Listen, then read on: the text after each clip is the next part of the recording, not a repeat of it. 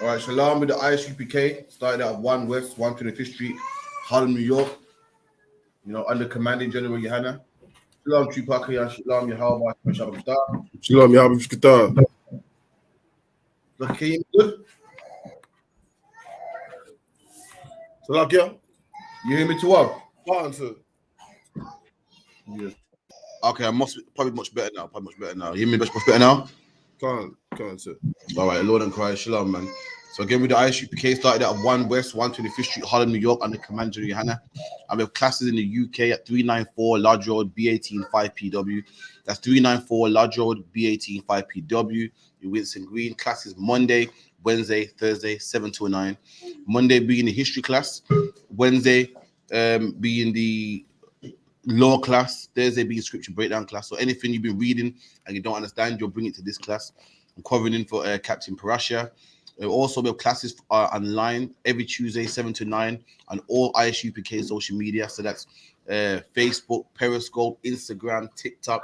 You can watch it on there as well, which is the Brotherhood class live from Manchester. Troop Officer Tazarpwan and Officer Awaban hold that down. So look out for them. Also, we got a lot of things coming from the UPK. Also, got the Lashawan Kodash, which is every Friday. Every Friday, if you're in the school and you want to learn Lashawan Kodash, at the moment, children are learning it, but you don't have to be a child. You can be an adult. You want to learn it. Contact myself. I'll give you the link for the class so you can participate and join in and get down with that as well. Also, got a lot of programs coming up, man, for the UPK as well. Hakian got working on something as well. You know what I mean? Got TikTok out. What's your TikTok again, Hakian? Speak to the four winds. No, your day up here. What's your TikTok? Sorry, Salakia. Oh, Hakayan Korab UPK1. Hakian Korab UPK1. Listen, look out, some content about to go on there. Trust me, it's about to shock it, man. So make sure you go on there. It's about to go crazy as well. You know what I mean? Shalom, Ra'abon, Yahawah, Shem Shabbat. Shalom, Shem Shabbat. How's it going? How's it going in Manchester? Any snow yet now? Nah, it's cold though. Cold and windy. But How about London? Yeah, man. Ice down there, boy. Yeah, we've got the north, the Midlands, and the south, You know what I mean? So far, no more ice for us, man. Kind of melted down now, but yeah, it was bad. You know what I mean? So, any question in the class, any question online, any questions on the StreamYard, anything? So, cancer. There was a few things actually in Ecclesiasticus 1, verse 19. It says, "Wisdom reigneth down." Salakia. That's not the one. Salakia. Just read it, Salakia. So no, so it'll come back to you. What was the next one? Sorry, 20, sir. 20. The root of wisdom is to fear the Lord, and the branches thereof are long life. What's the branches, sir? Salakia. Is it us? Or Salakia? What is that? It's poetic. It's the root is the foundation, and then the branches is like people say, the root of money is evil, meaning the foundation where it starts from. So just for instance, the root of loving money is the beginning of all evil. Then the branches would be what? Selling drugs for the money. Selling drugs for them, right? Or your baby for the money, killing your friend for the money. But the root of it is what? The money that you love so much. Right. So saying the root of wisdom is fearing the Lord. So you want to be wise to keep the commandments first. So you got to do is fear the Lord. First things first is fear the Lord, honor the Lord. That's how you keep these commandments. You that side? Oh, yeah. That's the root of it. And and the branches thereof is long life. What comes with it? You live long. You don't get AIDS because you're not sleeping around with whores and homeless. You're not a sexual deviant. Right. You don't get shot because you don't sell drugs. Therefore, police don't have to kick in your door. You know what I mean? And the Lord physically protects you too. So the beginning of it is keeping His commandments. Right. And what comes from it? What is long life? Like the root of a tree is the beginning, and the branches is what comes after. The branch is what comes from the roots later on. Right. Understood. Likewise, what comes from keeping the law is long life. That's what it's basically saying. That make perfect sense. Thanks. You had another one. There was a couple in here, but you could just get round to someone else if you like. I can find it. Rob, any questions? I do have one. Just a quick question on it's a scripture breakdown. Just the last part. It's in Psalms 127. It is from verse 3 to 5. It's 5. I need the breakdown on. So Psalms 127 and verse 3 to 5.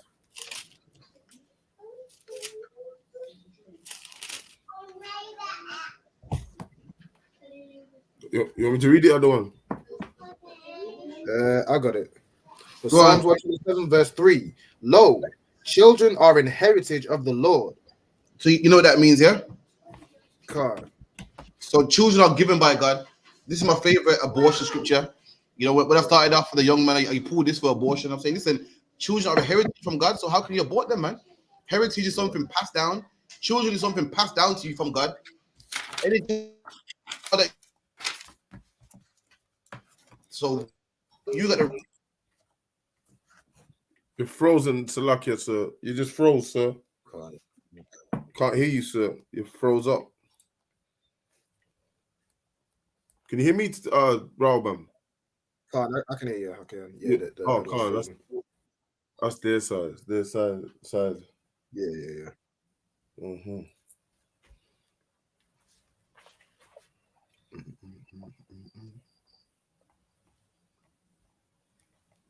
Yeah, it was messing up yesterday as well. Are you all ready for Passover?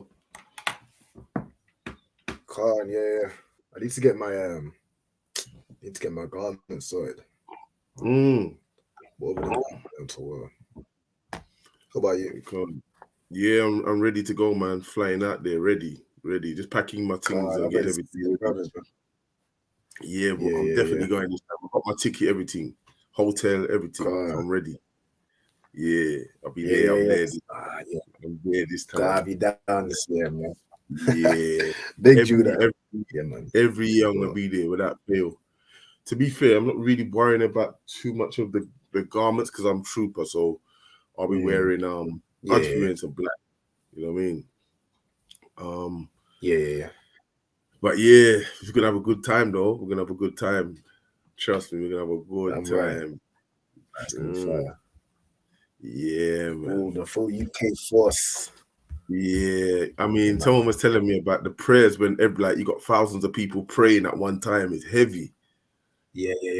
That's heavy. It's heavy. Yeah, I can't wait. Shit, yeah, that's what I'm saying, man. That's what I'm saying, boy. Yeah. And I want to meet some of the brothers. I've spoke to some of the brothers up there, but you know, I ain't seen them personally. So in due course, when I'll be there, obviously, I get to meet them. You know what I mean? Yeah. So I got some brothers. No Hebrew Academy. Yeah, can't. Yeah, I'll always see them brothers again, man. Like properly because we got more time this year as well. Because I'm not doing Hebrew Academy. How long are you staying for? Are you leaving on the 28th? A week, yeah. Probably flying out on the 28th, yeah. 28th, yeah, same. Something like that. Oh, okay. And yeah, me too. 4th. Oh, okay, yeah, same. Yeah. Yeah, it's gonna be. Flying from London. I'm Slakia. He's flying direct from London.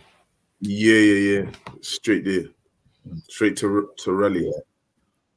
Raleigh, yeah, man. Yeah. I know from Manchester, there's no direct flights from Manchester. It's literally like it's a layover in Heathrow. Oh, so it must you be have to connect. Only really direct from Heathrow, yeah, from London. Are you on a connect flight? I've even booked it yet. I'm not gonna lie. No. But yeah, there's no direct. There's no direct from Manchester. I think the only direct is from maybe not the only direct, but one of the only directs is from Heathrow. Okay, it's a big airport. Yeah, it's gonna be good, man. It's gonna be good. Yeah. All right. Well, the other ones coming back online. I'll just read the scripture again. Psalms 127 verse 3. Lo, children are a heritage of the Lord. So the Bible says that children are a heritage. Children to the Lord, and he passes that down to you. Like a gift, a gift that a father will pass down some sheep or pass down some land, some property. Children are the heritage of the Most High, and he passes that gift down to you. But many of our people these days, they don't see children. They don't see children in the way that God sees them, man. They don't see children in the way that we see them as the damn near pests, man. As if a child is gonna ruin your life. Children are a gift from the Most High, man. When you raise up a child in the right way, that child is a blessing, man. That child can help you when you're old and you can't take care of yourself. When you raise that child right, that child can then repay the favor and take care of you. When that child grows up and is living right because you raised them right, that's a gift, man. You're proud and see that. It's a blessing to see as a parent. I've got the other one. I'm back here. Shalom. Shalom, that was heavy still. Go on, man. Just give me a second. Okay, I'm right. 2 seconds. Give me a second, right? 2 seconds. Can't slack. Should I? I was just gonna ask him. Should I hold down the class? He was saying that like children were people. He used this scripture for abortions, isn't it? Yeah, this is what they use. Sorry about that. Slack, yeah, continue, please, Rahaban. Can't. Lo, okay, children are inherited of the Lord. Let me get some more volume. I can't hear too good. Boom, boom, boom. I just want to speak up on there, please. You know how to do it. It's up button. Luck, yeah.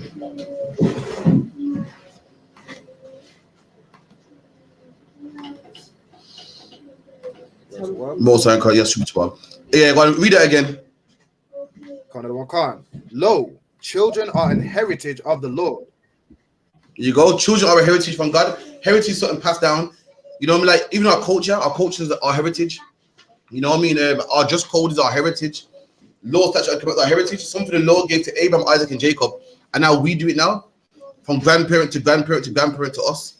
And children is something passed down, something given to you by God. It's a heritage by God. It's a gift, something given to you by the Lord. Keep it in.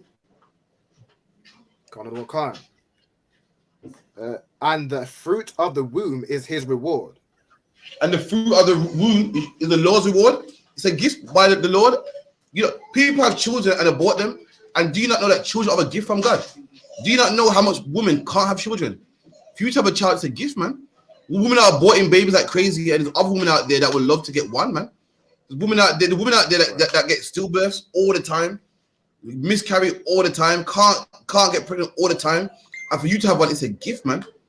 It's a gift. It's not easy to get pregnant. A lot of us take it for granted. A lot of us dash with our kids and abort them or whatever the case may be, or abandon them. Little do you know, to have children, it's a gift, man. Not everyone can have children. It's not, read the stats. How many women are infertile, man? It's a fact. Keep it in. As arrows are in the hand of a mighty man, so are children of the youth. Read that again. As arrows are in the hand of a mighty man, so are children of the youth. There you go. So you see arrows. Arrows what? Protect a man. The same way that arrows are in the hand of a mighty man, a strong man. That's the same with your children. You're a man with loads of sons. You got a nice, strong family, man. You got the same way arrows is what defends a man, keeps a man safe, keeps you strong. That's children. You have loads of children. You know what that means? When you're old, someone looks after you. You don't got to worry about being old and thinking, wow, but I'm old. Who's going to clean me, man? I wonder who's going to look after me. I wonder who's going to take care of my farm when I'm gone. Who's going to take care of my business? You feel strong and protected like a man with arrows. That's like the same way how a man has arrows in his hand. That's the same way a man feels. We got loads of children. You feel safe and secure. You got daughters. You know the big brothers watch over them, man. When you're gone away, you know that your big son will watch his mom and watch the land and look at following your footsteps. That's what it is to have children, man. Yeah. Keep it in. Happy is the man that had his quiver full of them. Well, break it down. Look at that analogy. You know what a quiver is? A sheath, isn't it? That hold the arrows in. There you go. The Bible happy. A quiver is what holds the arrows. You know when they pull the arrow from the back from the quiver, and put it in the bow. Right. And the Bible goes, happy a man that has a quiver. Happy is a man that has a quiver. What? A quiver full of arrows. But the Bible's equating this to children. So the Bible says it's a good thing to have loads of children, man. Happy is a man that has a quiver full of children. Right. Happy is a man that has loads of children. You know what I mean? In this Western world, they make out like, oh, you got too much, man. Ooh, yeah. All you need is two. Right. You watch movies like My Wife and Kids. What's the other one called? Fresh Prince of Bel-Air. And they make out like all you need is a girl and the boy and the wife. That's a perfect family. They even make cars. They make cars what?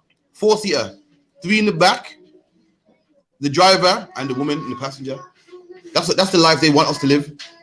3 in the back. There's two kids in the back. Preferably a boy and a girl.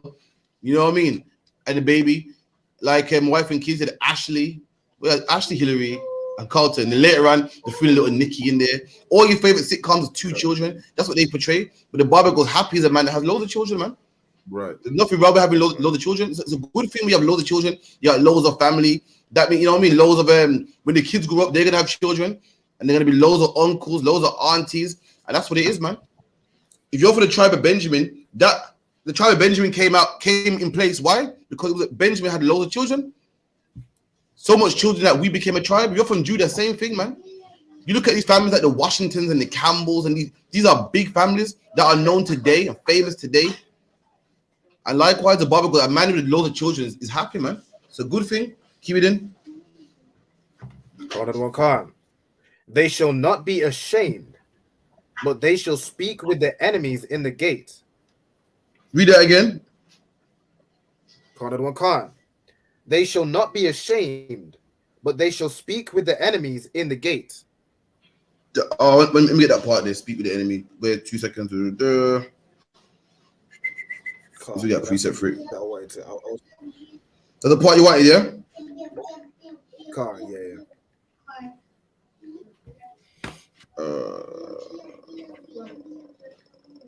Let me choose some. Try to get the preset for yourself.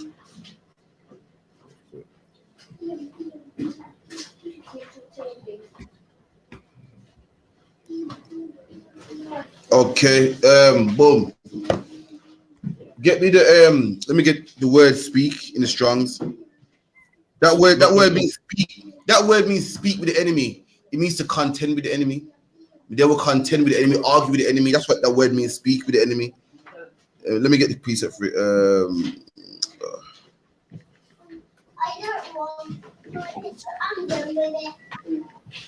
Is it like how you know, like a lot of these nations, because they like no one really messes with them. Like the police can't really mess with the Asians because the Asians are right because they're together. They're big families. That kind of energy where you got big. That's what it says. Like your own. So you got a big family. You will contend with the enemy. Your sons will fight the enemy. If anyone's seen the movie 300, and the man goes, the man had loads of sons, and he goes, listen, do you feel comfortable with your sons fighting the war? He goes, yeah, man, I got 4 of them. You know what I mean? That's our sons are here. Again, like we think that when we have sons, we think that our sons is here so we can dress them up in drip and, you know, make him put gun fingers and, you know, look how handsome he is. Our son was meant to be grown, born to fight for this nation, to contend with the enemy. That's his job, to be a part of this army. That's our sons.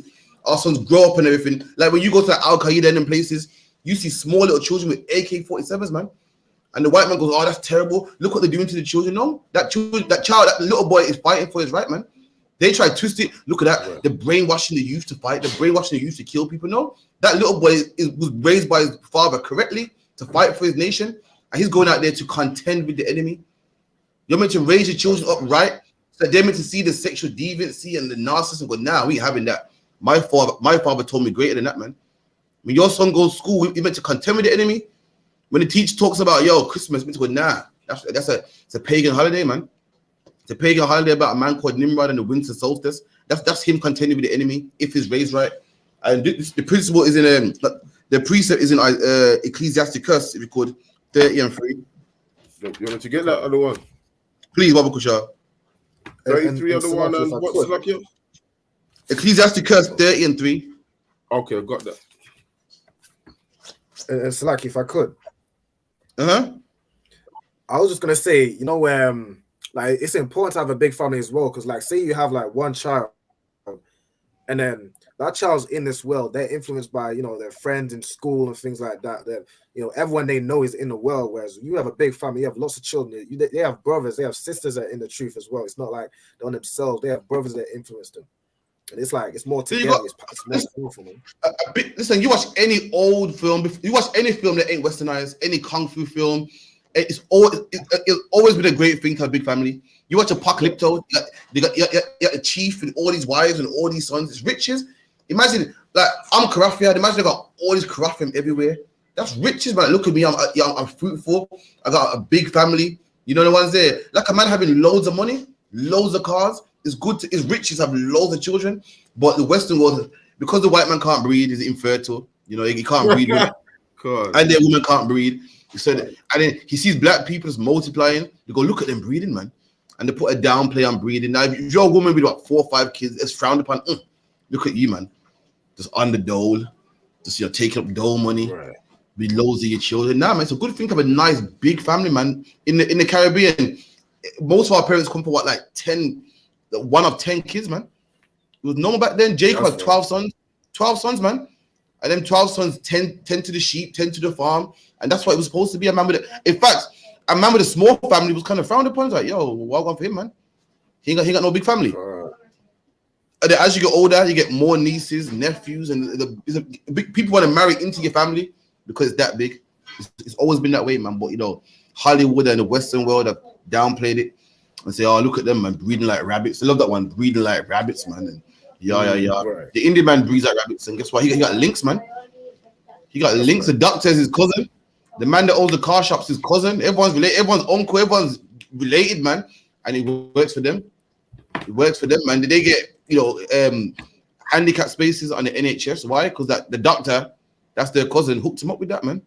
Everything they got is family, and that's what it's supposed to be. But again, we've been told to be individuals and live by ourselves and so forth. But if you read that Baba Kashar, Ecclesiasticus 30 verse 3, he that teacheth his son grieveth the enemy. There you go. He that teacheth his son, if you teach son correctly, teach him about Christmas is false, Valentine's Day false, Easter's false, that grieves the enemy. That links with the priesthood that you pulled. He contends with the enemy. He grieves the enemy. He's arguing with the enemy, telling him Christmas is wrong. Here he grieves the enemy by telling him Christmas is wrong. You teach your children right, it grieves the enemy. You have loads of children and they're taught right. That's why they're going to contend with the enemy, man. Does that make sense for Alban? Come on. That's the precept for it. So like you said, go on. So our kids going to school now, right? How do we teach? I mean, you know, there's some things that, you know, the children are participating in, like, you know, they have these Christmas, like, you know, choir practices, and, you know, they have their own little breakdowns of the scriptures up here. You know what I mean? How do we teach our what do we say to our children? You know, we obviously don't want them to participate in it, but how can they kind of answer the teachers in a way where, you know, it's not going to really cause them any kind of problem? Or okay, I mean, can you get what I'm saying, sir? You understand what I'm saying? If you give me, if you could give me Proverbs 22 and 6. The book of Proverbs, chapter 22 and verse 6. Train up a child in the way he should go. You hear that? So what you got to do is train up a child in the way he should go. It's our job to train up our child. So you teach child, man, Christmas is false, Easter's false, and all that there. And you train them that all this is false. And you train them how to talk. You train them how to conduct themselves. So when the teacher go, listen, Christmas, guys, you also go, you know what? Sorry, but you know what? What's the word? I politely decline.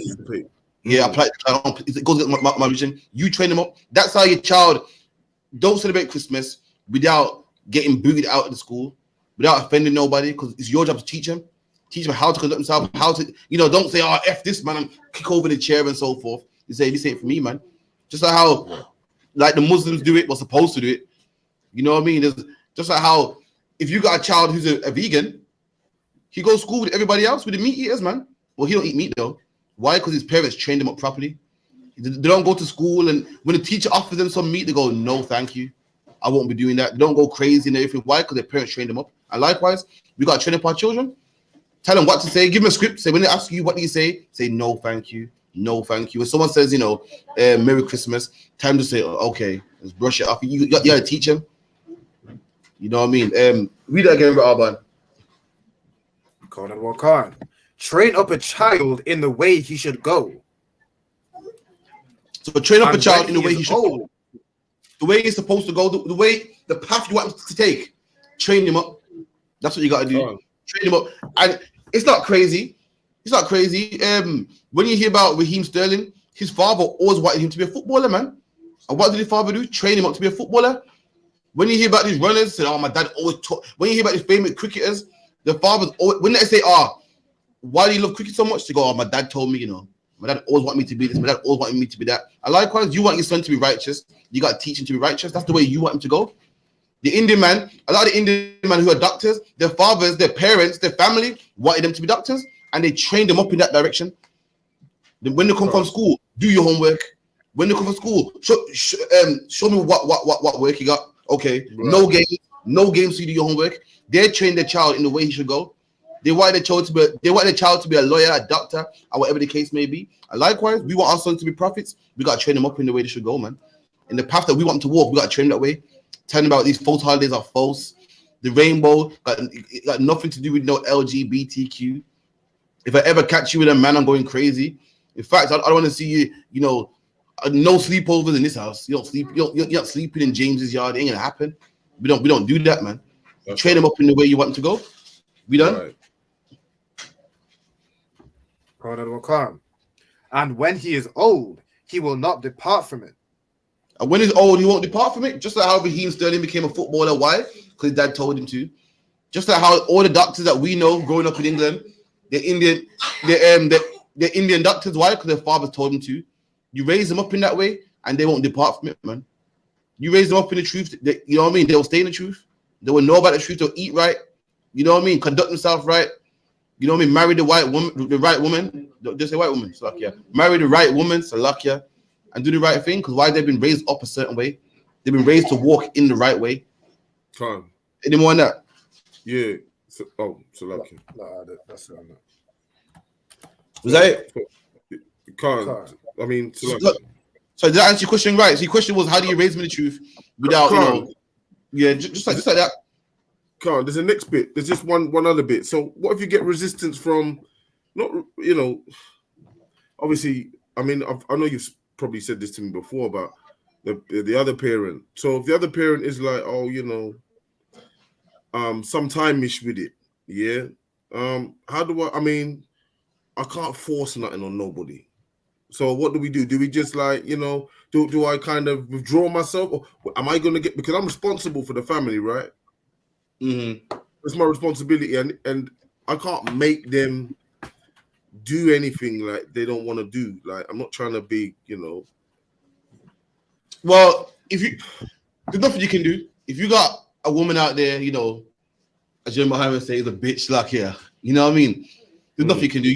You all you can do is train up your child. When that child's with the mom in the week and they celebrate Christmas, there's nothing really you can do. You can't go down there, beat down the door, tempt what they want to do. All you gotta do is pray, you know what I mean, and raise the child up correctly, so that when he reaches of age, he will know that, listen, that stuff my mom be doing is bullshit, man. Listen, rabbits don't even legs, man. Train him up so strong. Listen, that the other day, mom was, on Monday putting up the tree. Told it was stupidness. But they raised him so strong that they even look at their mom like, boy, I love you, but you be doing some dumb stuff, man. You want to bring them to class as much as you can. You know what I mean? Lock them in as much as you can. You know what I mean? Show him the other children in the truth as much as you can. Show him so that he learns, and let him know, listen, that stuff your mom be doing is crazy, man, stupid. And when he's of age, when he's 18, he will love his mom. You can't take it from him. But you realize, mom, I'm stupid, man. Rabbits don't lay eggs. Trees belong outside. And that's all you can really do, to be honest. But nothing, you can't really. Yeah, you can't really kick down their door and say, fight. And you bring yourself out, man. You bring yourself out, because listen, when you're not around, God knows what's happening. All you do, all you can do is what you can do. Right. You know what I mean? And the Lord, and let me tell you something, and the Lord will deal with her too, man. The Lord will deal with her too, man.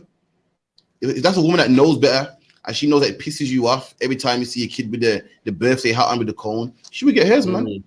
Listen, she will get hers. Listen, she's messing with the prophet of the Lord, man. She knows that you want your life a certain way, and she's doing the opposite. Just leave it to the Lord, man. She'll get hers too, man. No, let me get a scripture real quick, man. Oh man.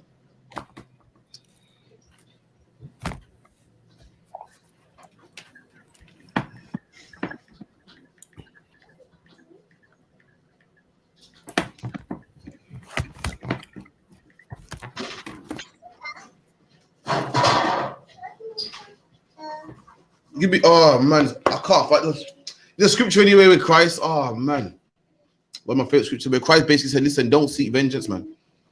I can't remember which one it was. I'll paraphrase it. No, it ain't that one. That's talking about the other nations. It's talking about amongst our own brothers, man. Just forgive, because let the Lord have vengeance, man. Okay, listen, the Lord is great at giving vengeance, man.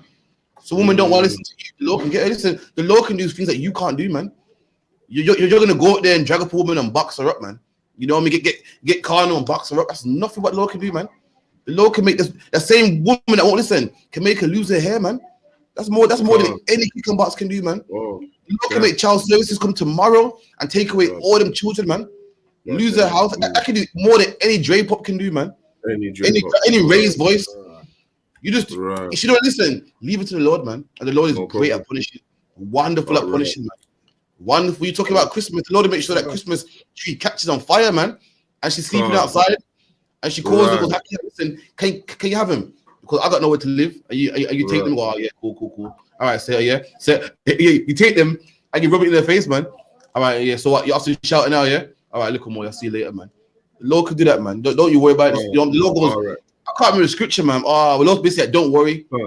I get the sentiment, though. Don't seek vengeance. Go on. Is it Deuteronomy 32 and 35? Nah, because Matthew was Christ speaking, man. Tawada, though, I got the sentiment, though, of what you're saying. No, sir, man. Can't. Tawada, sir. Does anyone any other questions in class or online? Go on. So I can get a breakdown of Deuteronomy 10, 15 to 19. So when we do Deuteronomy 10, 15. Can't, sir. Okay.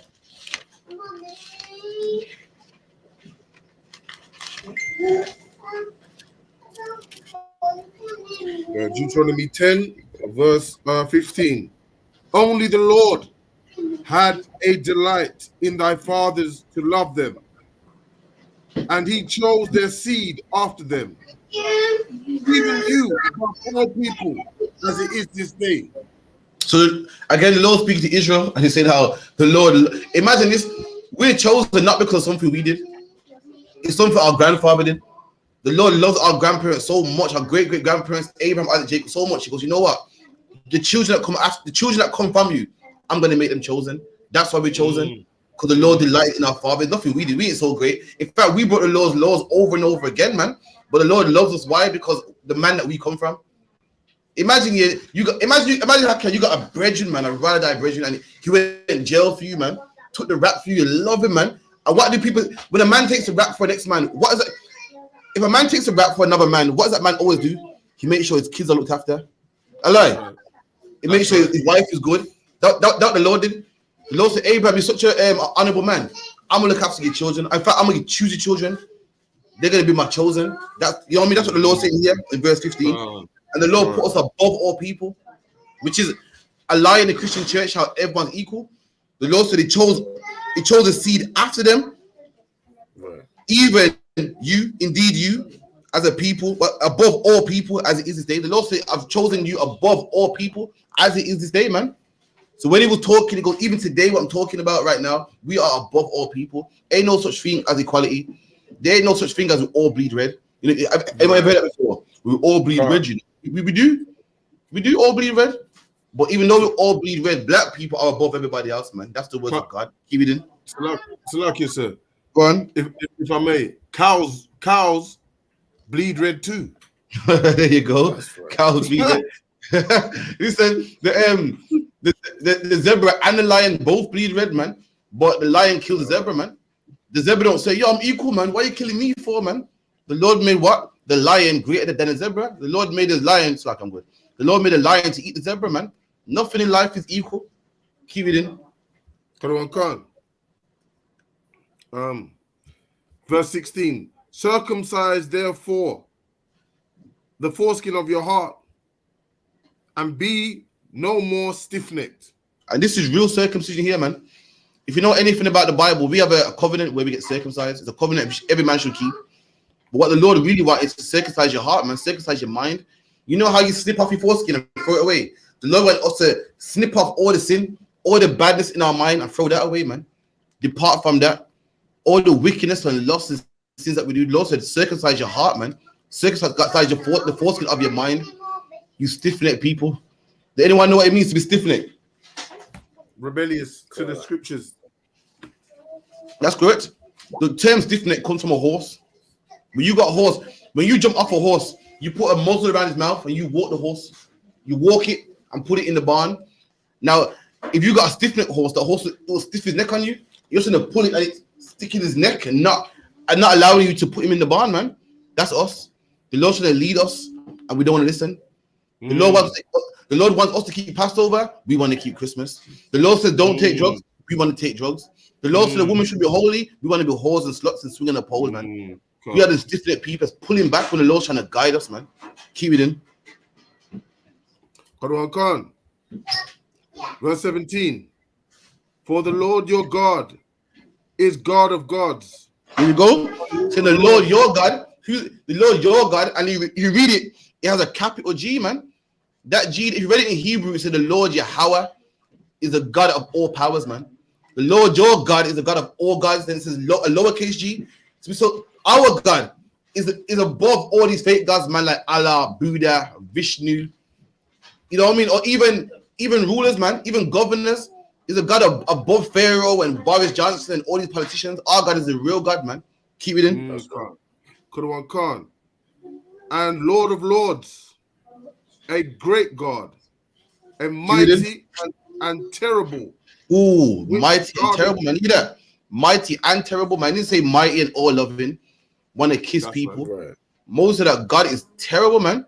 You read about Noah. Noah was a man that survived a flood, man. And to die of drowning is terrible. And the Lord drowned everybody, man. Drowned everybody. Can you imagine how he used to drown? How can I almost drown one time in swimming? I was petrified. Imagine you're drowning, man. And every breath you take, your lungs are getting filled up with water, man. And you don't even die straight away. You just keep breathing and struggling until you just die and float to the surface. And the Lord did that to everybody. Why? Because the Lord is terrible, man. He ain't to be played with. Like I was telling you, you say now, oh, what if another parent don't want to listen? Then listen, you leave it to God, man. They can find out how terrible God is, man. They will find out how terrible God is, man. When they know better, they know what they should be doing. But hey, I'm gonna raise him this way, man. That's fine. You know what I mean? It's your life, not mine. If you want to play with a terrible God, that's fine. The God you're playing with is the same God that burnt homosexuals to death, man. Death. Have you ever seen third-degree burns before? Have you ever seen a man rolling on the floor before? Have you ever been in prison and seen a man get burnt with what? Sugar and hot water? Oil. And the Lord did that to a whole city of people, man, with fire and brimstone. Fire and brimstone is meteorites falling from the sky, man. Imagine you look out your window and there's rocks are showering like rain on fire, man. Coming through your windows, coming through your car, man. You know what I mean? A meteorite can go straight through your windshield and kill your baby, man. Come straight through your roof, man, into your kid's pram. Come straight into your roof and go through your body, take your arm off. And the Lord, God did that, man. That was Satan. God did that. Why is it terrible, man? Right. Can't, sir. Which regardeth not persons, nor taketh reward. And the Lord, is that your question? Which verse was your question? Or you write the full breakdown? I just wanted to break down verse 19.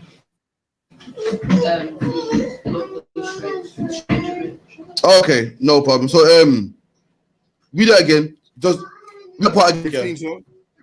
15, sir. Or so lucky you froze, sir. The part where you left off, if you could read that again. Can't, sir. Which no take if you reward that one. Can't. Okay. For the Lord your God is God of gods and Lord of lords, a great God, and mighty and terrible, which regardeth not persons, nor taketh reward. And the God that we serve, he's not a respecter of persons, man. He like, oh well, he's rich, I let him off.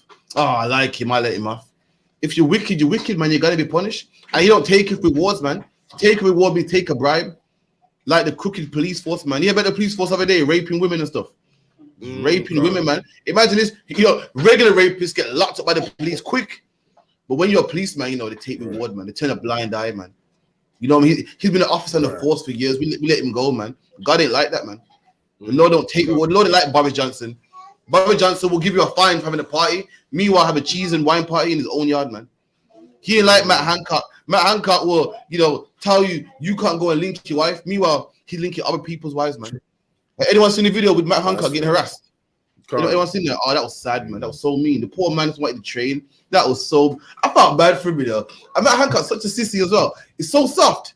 He's like, excuse me, you're a bit aggressive, I was like, oh, Matt, man. Oh, you can tell he was soft in school, man. Poor Matt Hancock, man. Oh, you see it, man? Is that a little while ago? Yeah, recent video where man's harassing him. Oh, you're a murderer, man. You killed certain thousand people and blah, blah, blah, blah. You're a hypocrite. And Matt was trying to, avoid it and play it off cool. But I thought, oh, that's a shit. I should laugh. Poor Matt, man. But the Lord is nothing like Matt. The Lord's nothing like Matt. You know what I mean? Everyone got fines and everyone got hefty fines that they're still paying off today. Meanwhile, Matt Hancock just resigned. Boris Johnson, forget about it, man. Nothing came out of it. It blew over, it blew over. And then later on, he just resigned. The Lord ain't like that, man. If you're wrong, you are wrong. The Lord don't take bribes. The Lord don't care about, your looks and your status and your so-and-so son. You're going to get it, man. Keep it in. Verse 18. He doth execute the judgment of the fatherless and widow, and loveth the stranger. And the Lord loves the father, the widow, the stranger. Those are three people in our nation that have a disadvantage, and the Lord loves them. The fatherless is a man that got no father, man. Got no father. No one cares about him. When you walk in the street, that's the guy with no father, no household. The widow's the woman with no man. It don't sound like a big deal today, but back then a widow back then was looked at like, oh man, I feel sorry for her. Today a woman's fine with no man. She's fine because she got the white man and she got things to keep her intact. But back then you had no man. You was F's, man. Firewood don't chop itself. The firewood don't make itself. You got no man. How you keep yourself warm? How we eating? Women don't grind rice. Women don't hunt animals. Women don't skin sheep. Women don't skin sheep and burn their hairs off. Men do that. And if you got no man or no children, you see this, oh my God, how this woman living? A widow back then was like a homeless man today. It was someone that was, hard done by. And the Lord said the Lord cares for those people, the people that no one cares about, the people that disadvantaged in life. And the stranger, forget about it. The stranger is a stranger is an Israelite that don't come from your land. A stranger is like a Benjamite living in the land of Ephraim. It's new. When you move cities or move country, you need a fresh start. You got to get yourself on your feet. And the Lord said He cares for these people with a disadvantage. Keep it in. In giving them food and raiment. There you go. Keep it in. Love ye therefore the stranger. There you go. The Lord saying, love you therefore the stranger. Love that black man from your own race that don't come from your land, man. Love him, man. Don't take advantage. When you go to Jamaica, they take advantage, man. They're like, oh, British. Nah, man, I'm a stranger, man. I'm meant to feel safe in your country. You meant to take me under your wing, man. Like, yeah, man, my brother, man. You're not from man here, but guess what? No one ain't gonna touch you, man. Why? Because you're under my roof. Vice versa. You come to England, I'm meant to look after you, man. Like, listen, you're from Jamaica or you're from Trinidad, Tobago, Mexico, but you're safe with me, man. The police ain't gonna murder you. No one's gonna overcharge you. Why? Because you're a stranger, but you're my brother as well, man. Keep it in.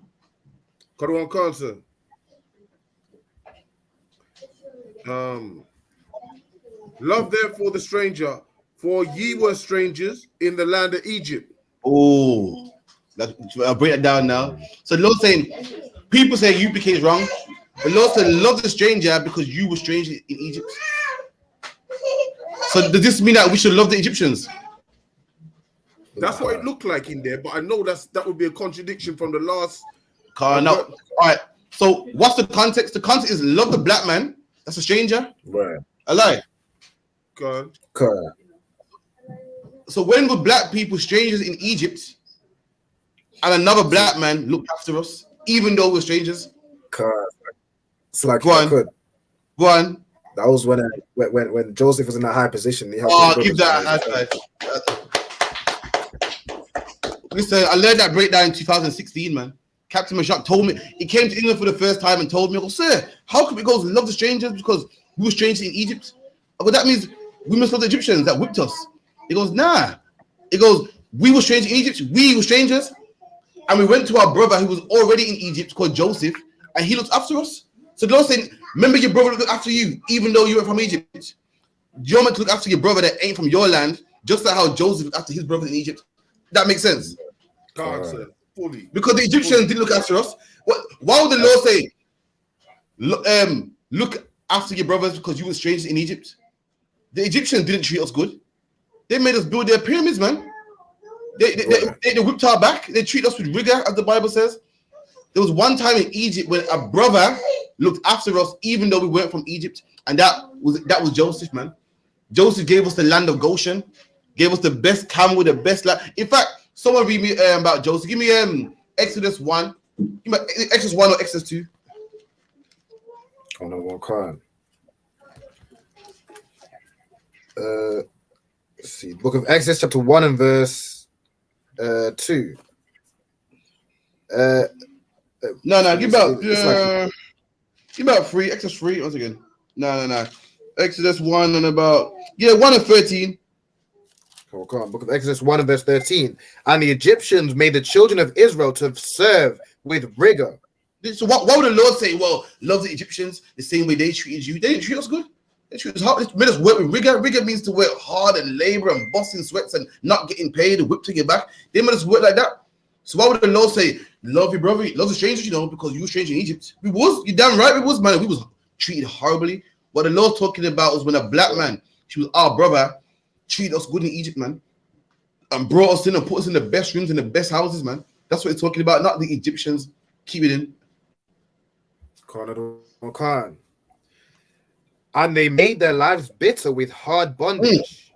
And they made like, why would the Lord say, listen, be good to strangers, because you're strange in Egypt? When these men made our life bitter, man. They didn't take us in. That's no example. They didn't treat us good. They made our life bitter, like how the white man makes our life today, man. Keep it in. Right.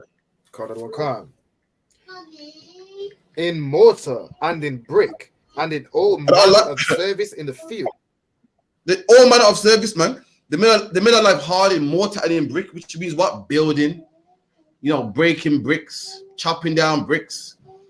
I saw a video the other day, man. I feel like lost it. Anyone seen it on TikTok?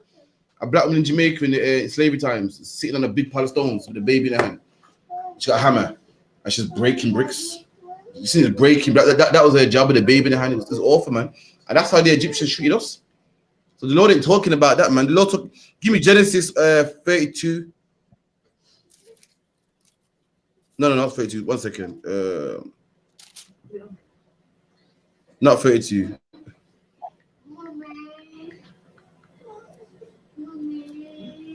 It's 47 verse 37? No.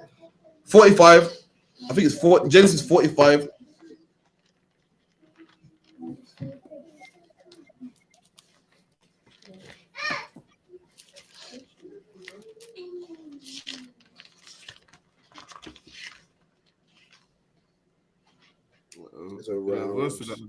This verse 4, give me 45 on 1. Exodus, Salakia, Genesis 45 verse 1. Then Joseph could not refrain himself before all them that stood by him, and he cried. There you go, man. So what happened was Joseph was sold into Egypt. Egypt was a powerful nation. His brothers were jealous of him, sold him to Egypt because they were jealous. And then Egypt started to thrive. And Joseph became prime minister in Egypt. Not prime minister, like second in command to the prime minister in Egypt. The prime minister put him over everything. You know what I mean? And Joseph had dreams, man. And Joseph, he had dreams and prophecies from the Lord that the whole earth will be in famine one day.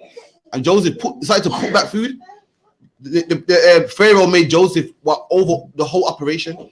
And Joseph put back food, stored food. So when the whole earth was starving, Egypt was fine. So his brothers that sold him came down to Egypt looking for some grain, some rice to buy something. And Joseph got loads. Why? Because he put back. What everyone was eating, Joseph put back. And when his brothers came to see him, he treated them badly, man. Locked him in jail. Moved from here, man. Get spies. And because the Egyptians are black and Joseph was black, his brothers didn't recognize him. You know, he grown now, got a beard now, just like the Egyptians. They couldn't recognize him. And we're reading here when Joseph couldn't refrain himself no more. He had to let it go. He was holding it in too long and he's let it rip, started crying. So imagine you've seen a brother that you ain't seen in ages, man. You know, at first you got resentment, but afterwards you got to let it go, man. Boom. Started crying and he let it go. Keep reading. Because every man to go out from me. Cause every man to go out from me. And he caused every man to come out. He cried, he goes, everyone out. Remember, Joseph got power, you know. It's like, everyone get out, man. Get out. Keep reading. And there stood no man with him, while Joseph made himself known unto his brethren. So there was no man with him. There was no more Egyptians around, you know, not his servant, his vice president, whoever the case may be, told them all come out. And there's no man there. There's him and his brethren, man. And he made himself known to his brethren. So, yo, guys, it's me, man. It's Joseph. You know, looking like, oh, shit, it is. Keep it in. And he wept aloud. And the Egyptians and the house of Pharaoh heard. And Joseph said unto his... Go on. Carry on, Slakia. Verse 3. And Joseph said unto his brethren, I am Joseph. Doth my father yet live? He goes, I'm Joseph. And the first thing he asks is, yo, how's dad, man? Remember, if you're big, you're 35, 40, you know, most likely dad's either old or alive yet. So the first thing he asks, yo, how's he getting on? Is he alive? Keep it in. And his brethren could not answer him, for they were troubled at his presence. And his brothers were speechless. They couldn't answer him. Imagine the man asked the question, is he alive? Hello, is he alive? And man's looking like, you know, you gotta get over this first. You gotta get over this first. It's a lot to digest. Then they can answer you right back now. I'm still getting over the shock. You can't just drop this on me. Keep it in. Sir. And Joseph said unto his brethren, come near to me, I pray you. And they came near. And he said, I am Joseph, your brother, whom ye sold into Egypt. And he told them that it's me, man. You know, it's me, your brother, man, who you sold into Egypt. Keep it in. Now, therefore, be not grieved nor angry with yourselves, that ye sold me hither. For God did send me before you to preserve life. And Joe's like, listen, don't worry about it, man. All that was the will of God. Had this not happened, everybody would have been dead. This happened, well, it seems bad now, but it happened so that everyone can live, man. This day, I was sold for this day here, so this day could happen. Keep it in. For these 2 years have the famine been in the land. Keep it in. Yet there are 5 years in which there shall neither be hearing nor harvest. And God sent me before you to preserve you a posterity in the earth. All right, jump down to verse 10. And thou shalt dwell in the land of Goshen. There you go. And thou shalt...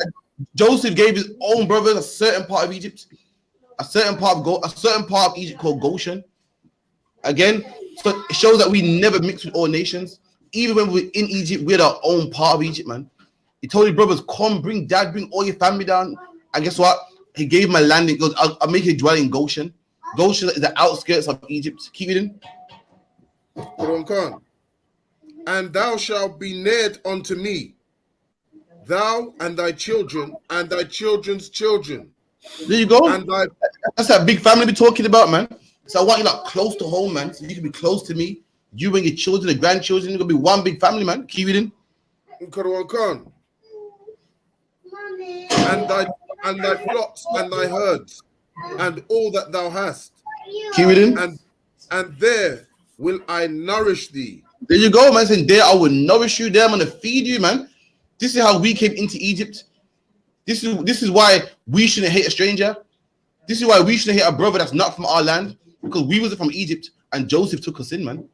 The Egyptians did not take us in. Right. This talking about a black man taking another black man, even though he's not from the land. When the Lord goes, love the stranger because you were strangers in Egypt. Talking about this time right here, man. You can't be talking about the living Egyptians because why? They didn't treat us good, and they're not our brothers. A stranger is a brother from another land. Keep it in. And this is the context. The stranger is a brother. The stranger is a brother. You know why? Because the Bible goes, love the what? Love the widow. Love the fatherless. If the fatherless is a black man from Israel, and the widow is a black woman from Israel, then why would the Lord jump to a heathen, man? The stranger also is a black man in Israel too, man. That's what you call context. Right. Keep it in. Right. Content. And yet there are 5 years of famine, lest thou and thy household and all that thou hast come to poverty. And behold, your eyes shall see, and the eyes of my brother Benjamin, that is with my mouth, that speaketh unto you. Give me verse 20. That speaketh unto you, Salaki. So give me verse 19, Salaki. Khan. No, sorry, give me 18. Give me 18. Khan. Verse 18. And take your father and your household and come unto me, and I will give you the good of the land of Egypt. There you go, man. We came into Egypt and Joseph looked after us, man. Gave us the good of the land of Egypt, man. All the goodness, the riches, the gold, the silver, the flocks. We came into Egypt with an open hand. We was fed when we came into Egypt by our brother Joseph, man. Skip down to verse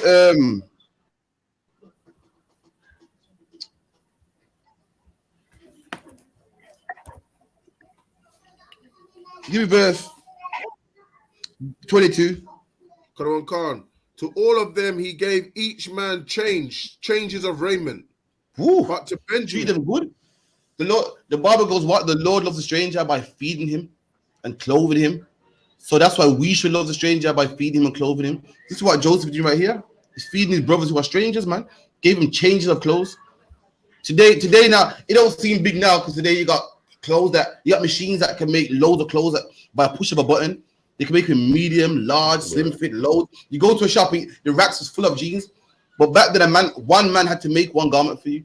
And it could take about a week. Had to sew it, buy the machine, buy the material, sew it, the whole nine. So for a man to have changes of clothes back then was rare, man. Any man that had changes of clothes back then was rich. And Joseph made sure that his brothers had changes of clothes. Not one garment, not two loads, man. Changes of garments. Because tomorrow rock another one. And the next day put on another one. Loads of garments. He looked after them. And that's why we should look after our brothers the same way. You done? Khan. But to Benjamin, he gave 300 pieces of silver and 5 changes of raiment. There you go, man. Look after your brothers, give them gold, money, food. That's the case anyway. The Lord said, look after the stranger because we were strangers in Egypt. He's talking about this day, not the Egyptians because they didn't treat us good. It can't be talking about them. That's your question. That's your question. All right, are we done? So like you said, if I may.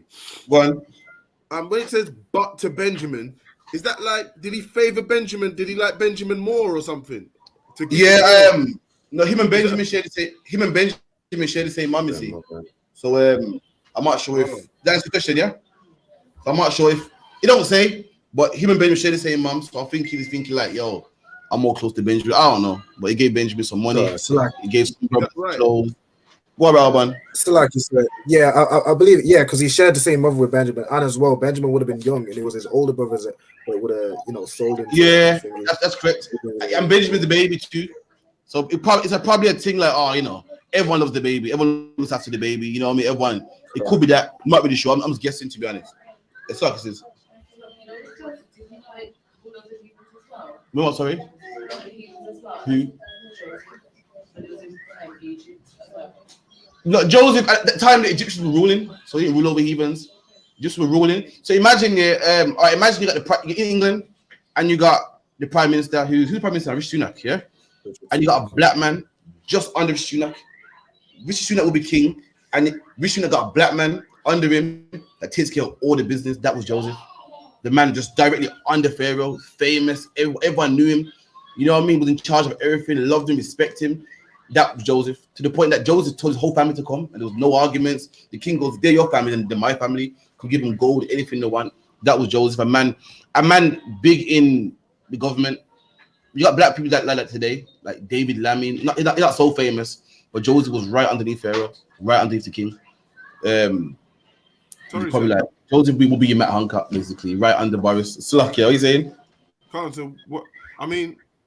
An Egyptian choosing an Israelite, yeah, knowing the difference of nationality, right? I mean, why didn't he choose a man of his own people rather than? I know it's obviously orchestrated by the Most High. I know that. Okay, listen. Let me tell you something. Heathens always choose black people, man.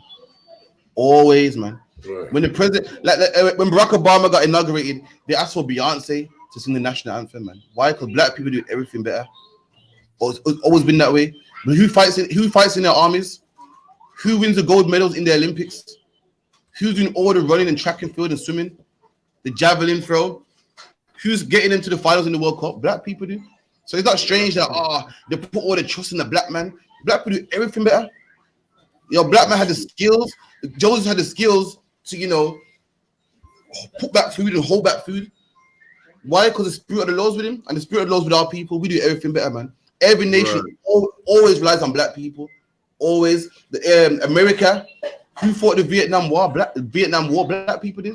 Who fought World War II? Black people did. And furthermore, Joseph had a dream that this will happen.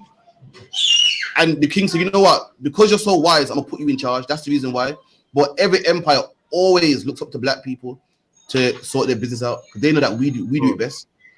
Even at your job, they always want the black woman on there. Who's the best nurses? Black women are, man. You know what I mean? Who's the best rappers, singers, dancers, electricians, the whole thing? Black people are. And they know to keep my society moving, I need black people, man. They know that. Who built America, England, even in slavery? They said the Irish were the first slaves, which was true. And this wasn't good at it, man. Then they got Benjamin, Levi, and Judah, and we were better slaves than they were. They weren't strong enough, man. Cool. We fought in the Roman army when the white man was too weak. The Romans were too weak, and they got a black man that was they had a black man getting in prison, and for entertainment, that black man was fighting lions and bears, man. And that black man, his name is called Septimius Severus. He was killing them lions and bears, and they said, you know what? I think I'm gonna have to put him in the army, And they recruited him, and that black man became king over Rome at one time, man. Look him up, man. Called Septimius Severus, man. Cool. And his right hand man was a man called Niger, Septimius Niger, which means black as well. Niger means black. And these are two men that was in prison that became big. And that's all it is. He even always have us in the army, always have us doing their big business. Why? Because we're the best at it, man. Even they know that. Marcus Garvey was going to leave it. Marcus Garvey had a boat, man.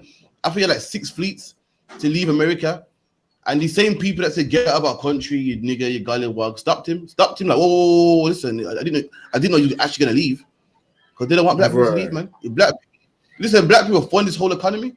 It's mad because we got no money, but yet we fund this whole economy. We the reason why Nike and Gucci and Mercedes make money. Us, no one else. They'll tell you that black people are the biggest consumers, man. They need us in this society, man. And that's the reason why you put Joseph over me. I mean, any more questions? No, don't want to say. Lara? Leave the topic. Captain Prussia. Give me Shalom, so Lord and Christ. Give me 1 Timothy 6 and 10, Baba Kushar. Yeah, hot spot.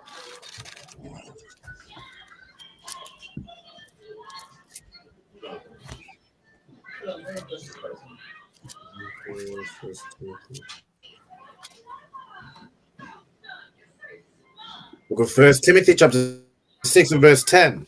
For the love of money is the root of all evil. There you go. That's the famous Christian scripture. They say money is the root of all evil. And what they miss, that's not true. The Bible goes, the love of money is the root of all evil. There's a difference, man. Right. When you read the Bible, listen, did anyone know that Abraham was rich in the Bible? Right. Did anyone know that? Give me Genesis 13 and 2.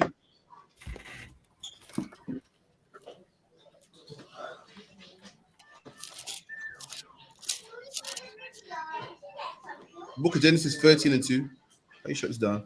Genesis 13, verse 2. 13 and 2, Slakia. 17 and 2. Calm.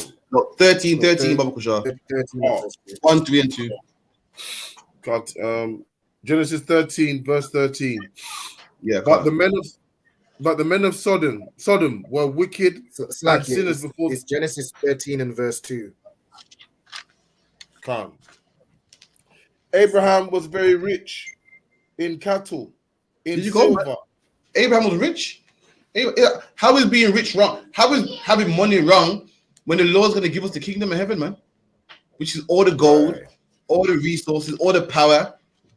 You know what I mean? All the land. Being rich ain't a sin, man. What Christians don't understand is the Bible goes the love of all money, man. How you don't say money is evil, the love of money, meaning what? Because you love money, you go and sell drugs, man. Because you love money, you go and prostitute yourself out, man, prostitute your own daughters out, man. Because you love money, you go kill someone, rob someone. The love of money is wrong. Money can't be wrong, man. Christians don't read the Bible. And Christians take the scripture and say that for you to be a man of God, you must be poor. Does anyone know that? That's why every Catholic monk you see looks poor. Every nun you see looks poor. The Catholic priest must purposely look poor. He must purposely wear rags. He must purposely have a rope around his waist instead of a belt. He must purposely walk around with his head low, like, oh man, because his image is to look poor on purpose. But that's not what the Bible says, man. Abraham was not poor. Abraham was rich, man. Read that scripture again.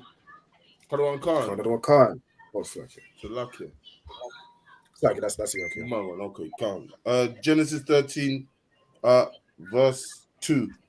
Yes. And Abraham was very rich in cattle, in silver, and in gold. What? Abraham was rich in cattle and silver, man. Imagine that. Today, to be rich, all you need is money. But Abraham had real riches. Real riches. Imagine this. If you got money, what do you buy? Land. If you got money, what do you buy? Food, a house. Abraham got that already. Lamb is food. Abraham got real riches. Abraham can make money. When you got loads of cattle, you know what that means? You can sell lamb to people, like what Isaac and Tesco did. You can sell milk to people. You can sell fat. You know, fat makes candle wax. What else can you sell? You can sell wool. He's rich. This man is sitting on a gold mine. Abraham is stinking rich, man. He don't get any richer than that. He has land because sheep need things to eat. So you need land to have sheep. But sheep need to eat grass. You know what I mean? So you got land. Abraham got real riches, man. Abraham had his own land. The Bible goes, it was rich in what? Cattle and in silver. Meaning, even if you wanted to say, you know, that's cattle though, man. He had the money too, man. He had both. Abraham was rich, man. But this was the problem though. Abraham didn't worship that money, man. Abraham didn't sell drugs for that money, man. The Lord blessed him with it. Abraham would be broke before he sold drugs to his brothers, man. Abraham will give it all up in a second. How do we know this? Because Abraham was going to sacrifice his own son, man. His own son. Why? Because the Lord told him to. When it talks about the love of money is the root of all evil, it's talking about the things you do for money, even though it goes against God. The things you do to get that BMW, even though you got to sell drugs to get it, man. The things you do to get that Birkin bag, even though it means you got to be a whore to go get it, man. That's what the love of money is, and that's the root of all evil, man. It's like you said. A good example is those wags. Like, they will be with a man and they don't like him, but they know that he's rich, and with being with him, they get the Botox to get this, and they get that, and then one day they got to divorce him. I just fell out of love with them, and the truth is they just love the money. That's right, and really that's the reason why they was with that footballer in the first place. That's what it is. It's the love of all money. Because you love money. There's people that like money or need money. Because you love money, you love it. There's nothing that you won't do to get it, man. That's the root of all evil. What's evil? Evil selling drugs, prostituting, killing, murdering. And because you love money, that's the thing you do for it. That's the root of all it. It's like the Tawab, I think this one shut down. Shut it down, it works. Okay, one second. But it was playing up earlier. No, sir. Yeah, read that again, Baba Kashar. 1 Timothy. 1 Timothy chapter 6 and verse 10. Sorry, sir. Yeah. Once the class is done, everyone will get an escort to the car. Right, there's a madman on the road. Slack, yeah. There's a madman on the road and that's slack, man. Yeah. What's going on? Now, so he was blocking the road. A taxi beeps at him. He comes out the car, get a taxi man. Taxi man goes up the road to drop someone up. He zooms to the taxi man. He cuts him out. Reverses back, parks his car. The Indian man's walking, minds business. He pushes him in his head and he's cussing him out. So I said to him, but what happened? He's like, I don't know. And then like you know what I mean. I don't walk past it, just look at them and zoom up and down the road. Okay, no sweat, man. It's like Albert. Read it again, Baba Kushar. First Timothy 6 and verse. Sorry. First Timothy 6 and verse 10. For the love of money is the root of all evil. And the love of money is the root of all evil. It's where it all begins, man. Yo, because you love money, like what you said earlier, Hakian, the root and the stem. You know what I mean? The stem is what you do. The root is where it started. Because you love money, that was the root. You will sell drugs, which is the stem, man. The branches, the things you do. You know what I mean? The stem comes from the root. Root comes first. And because you love money, which comes first, ain't no telling what the stem might be, man. Ain't no telling what the branch might be. Ain't no telling what the things you would do to get that money, man. You know what I mean? Keep it in. Which while some coveted after, they have erred from the faith. And because some people coveted after the wanted riches, the wanting to be rich so bad, they left the truth, man. That Paul said. Some people love riches so bad and will, rob brothers for the money, man. And play bros for the money and steal. Because of that, brothers erred from the faith, left the truth. It's like it's a example like that, it would be the I.U.P.K. They teach this money doctrine, this, you gotta have the best job and that. And really it's because they love the money. So so their doctrine on what is taught is full well that what they get richer. Obviously, they got engineers in the camp, they got this and that. Then, of course, the people that run it, they get richer. That's right. They leave the money. And it's mad because any evil that you can think of, it all boils down to money. I didn't know that because I was young in the truth, but I realized everything boils down to money. Every last thing, man. You know what I mean? This whole transgender movement. Do you know why people are pushing it? Because it makes money. That sex change you have makes money, man. The shooting and the killing. Guess what? It makes money. When you get locked up in jail, police get paid. In fact, more police get hired. Prison warders, drug workers, the whole thing, the whole nine. Let's go. It's like, yeah. Go on, please. And that's the root. That's the root of all evil. Money, man. Even drugs that get sold, the drug dealer wants to make money. The government put the drugs in the community. Why? Because they want money. It just funds anything that you think of. Abortions, man. The more abortions you have, the more funding the government gets, man. You think about it. Right. The whole anything that's wicked boils down to abortion. The whole gay movement, man. It's all about money, man. It's all about money. Getting more gays in the church. Jerry Muhammad, the class on it Thursday gun, man. Talking about the media puts out there what they want you to have. Like the media will put. Did a study? Did anyone watch class on Thursday last week? He said the media puts out there about school shootings, and because they put out their school shootings, that's why people go out there and shoot up schools. And it goes like that's purposely done so people. It goes that's purposely done so people shoot up schools. He's saying there's many things that happen in America. It goes the biggest killer in America is what driving your car, but they don't put that in the news, man. They don't want to scare nobody. The flu kills more people than COVID, but they don't put that in the news. There's certain things they give you, so you go out there and do it. And certain things they put out there, like what? Certain rap music talking about killing brothers, man. Certain action movies about killing brothers. Why? Because they want you to go out there and do it. And by doing that, it makes them money, makes them rich, man. It makes them rich. By you killing each other, the police force get funding. But you wanting to be trans. Do you know transgenders are what? Like 2% of the population, man. It's not even big, but they push trans like it's big, and they need their own bathroom and they need this, and they're being oppressed. It's a small percentage, man, but they push it, and why? And after that, they get funding for the sex change, they get funded for the hormone pills or whatever the case may be. It's all about money, man. That's what it all boils down to. It's luck, yeah. We done.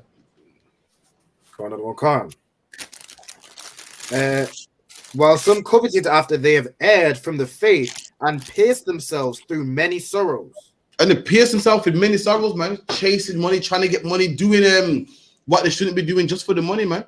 That's what the love of money would do. This is what gets me. Imagine you're a woman, man. And, women naturally just love their body. Women don't really have sex with men that they don't find attractive. And imagine you're doing that just for money, man. That's terrible. Imagine that. Like, remember back in school when women used to play the she likes you game. She likes you. Like women don't really like. If a woman don't like a man, they feel sick. And a woman will like under a man just for some money, man, just for a Birkin bag.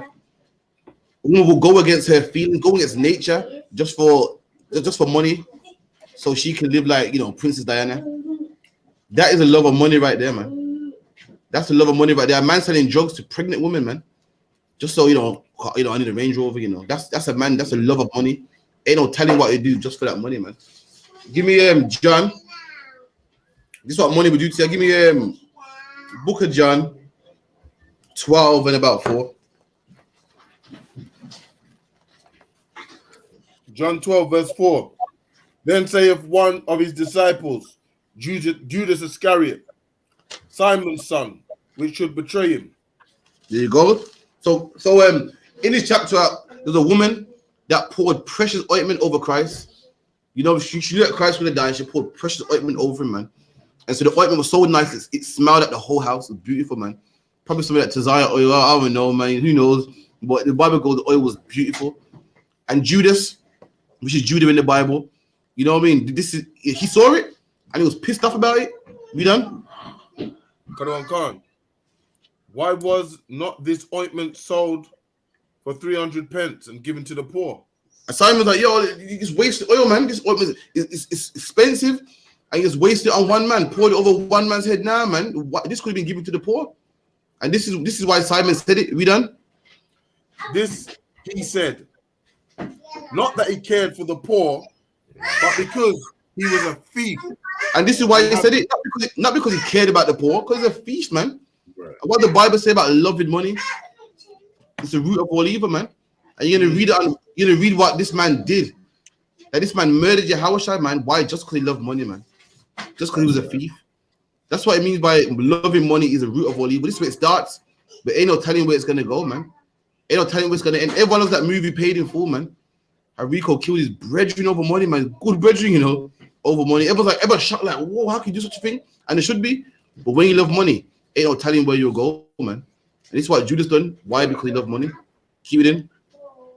Khan, and had the bag and bear what was putting therein. And Judas was the treasurer. He had the bag and he held what was put in the bag. He was in charge of the money. Meaning we showed you that Christ's men, there weren't those 12 niggas, man, that were lost. You know what I mean? One, back in the UPK, man, you got a man in charge of the garment department, a man in charge of this. Christ's men were the same. Judas was a man that was over the treasury. So when Christ's men was traveling to Capernaum and jumping on boats and paying the tolls to get into cities, Judas was a man in charge of the money.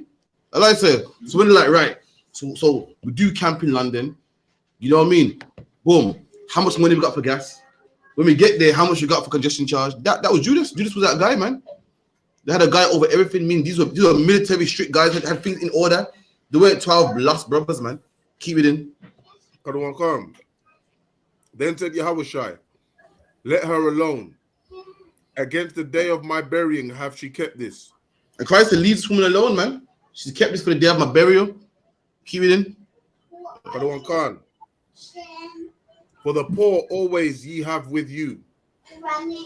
For the poor always ye have with you. But me ye have not always. Okay, give me a second.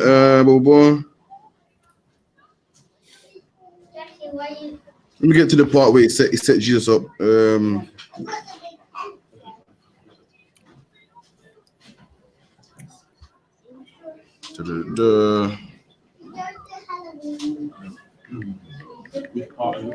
Wait, it sets up Yahushua. Wait, you can't sort it with describe the Pharisees. Let me get it real quick. It is in Matthew 27 and about 2.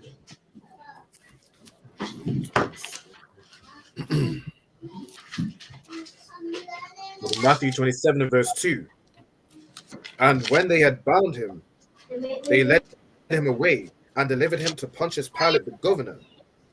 Then Judas, which had betrayed him, when he saw that he was condemned, repented himself. Salakia. That's afterwards. Let me get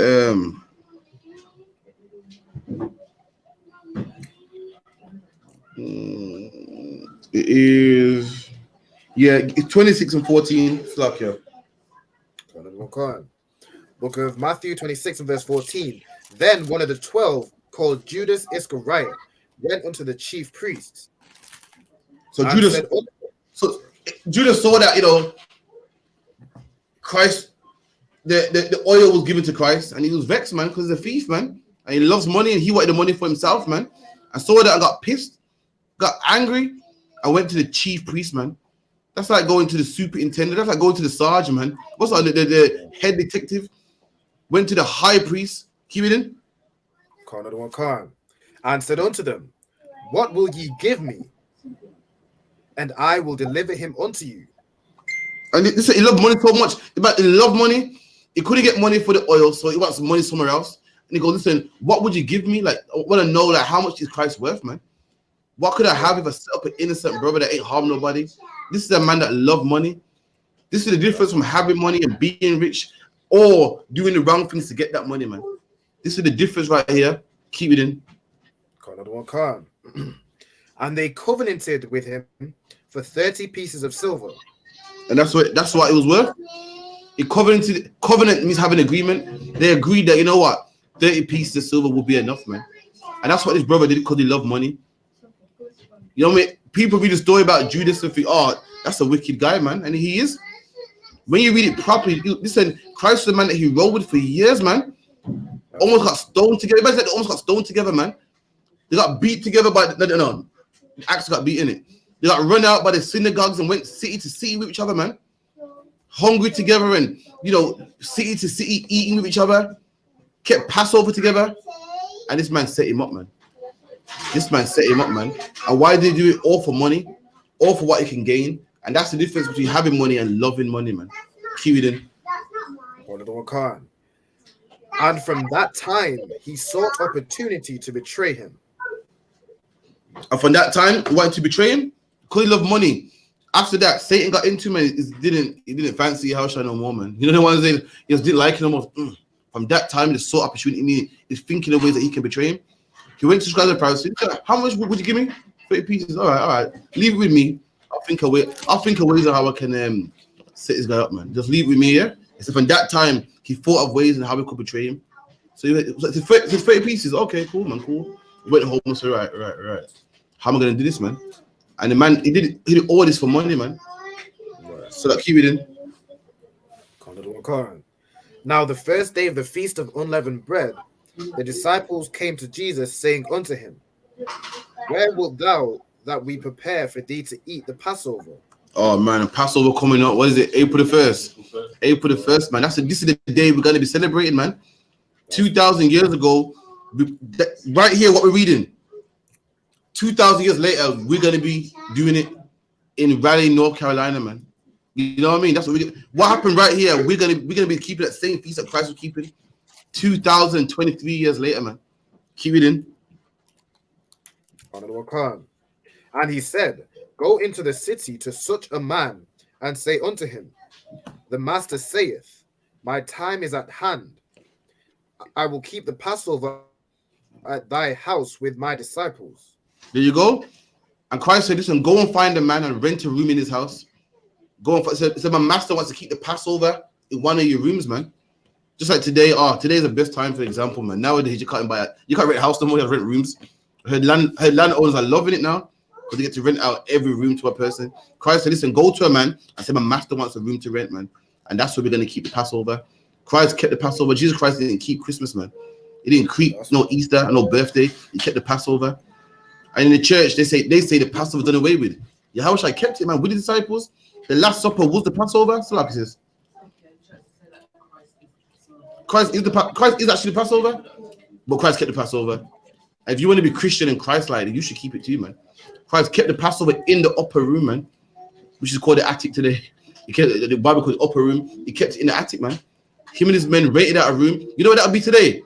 Just exactly what we're gonna do, man. What do you call it? April the 1st, man. We're gonna rent out a venue, and we're gonna keep the Passover. And Christ rented out a venue back then, so him and his men can keep the Passover, man. Keep it in. And the disciples did as Jesus had appointed them, and they made ready the Passover. And the disciples did as Jesus commanded, and they made ready to get in the bread ready, and they're smothering the lamb with bitter herb, and they're baking it, not boiling it, just like the Bible says. They're getting it ready, man. What else are they doing? They're making the bread, the lamb, not breaking the bones, stripping the lamb, doing what the Bible says they must do. They're making ready the Passover. Keep reading. Now, when the even was come, he And sat that's when down.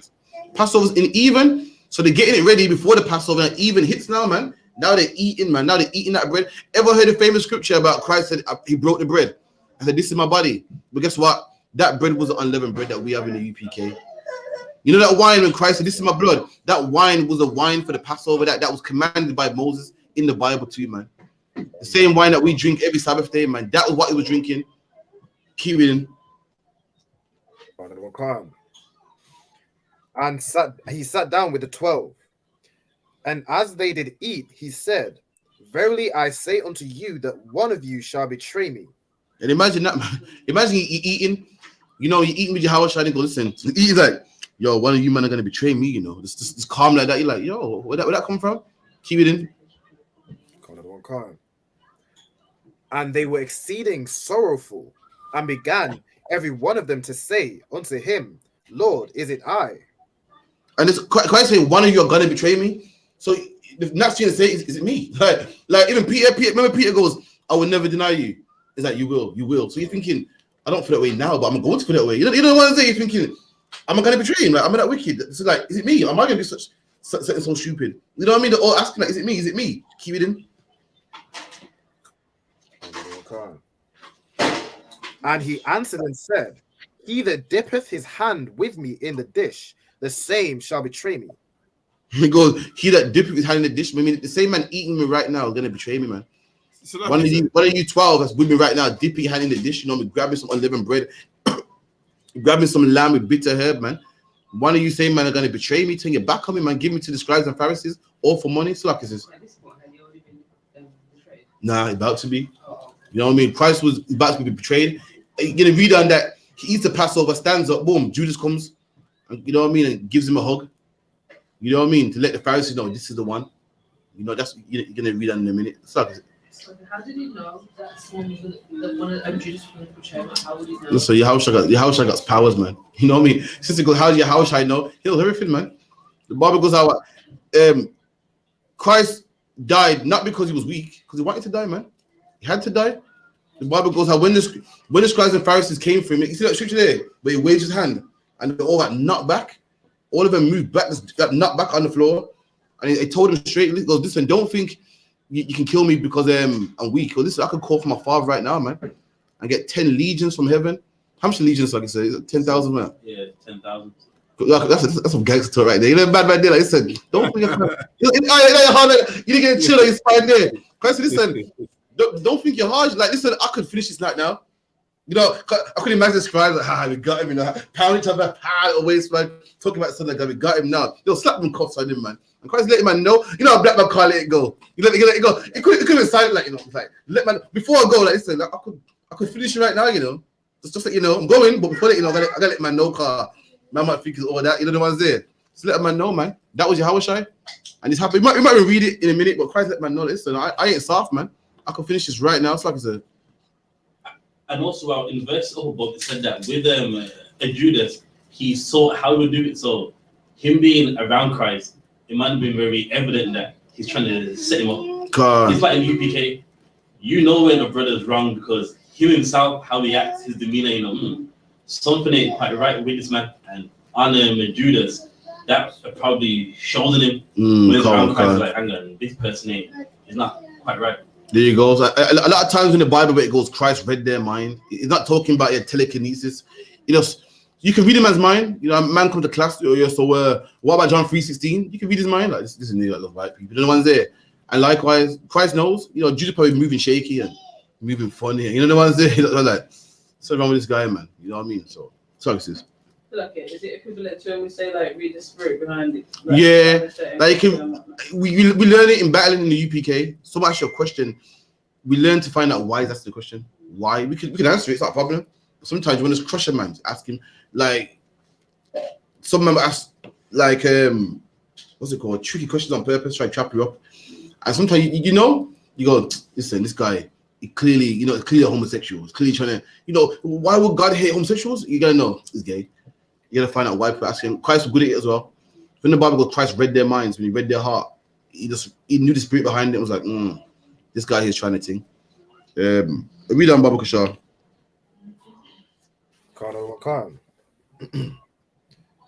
The Son of Man goeth as it is written of him. But woe unto that man by whom the Son of Man is betrayed. Damn. Christ, this is hard. Christ, listen, I'm gonna die anyway. Christ, listen, my whole mission was to die anyway, man. It's no big deal for me. I'm gonna die anyway. But it's peak for that man that betrayed me. Meaning, what if Judas didn't betray Christ? What would happen? Christ would die anyway, some other way.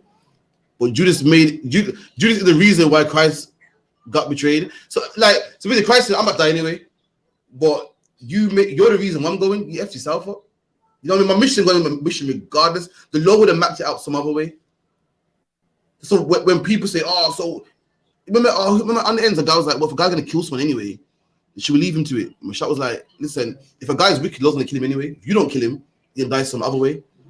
But if you kill him, then you get punished and he gets punished. You know what I mean? Like, he's gonna get his anyway. But by you doing that, the Lord got you too.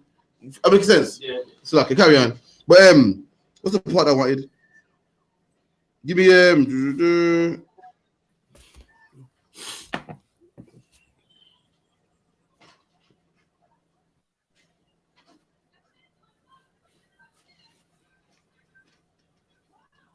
Give me verse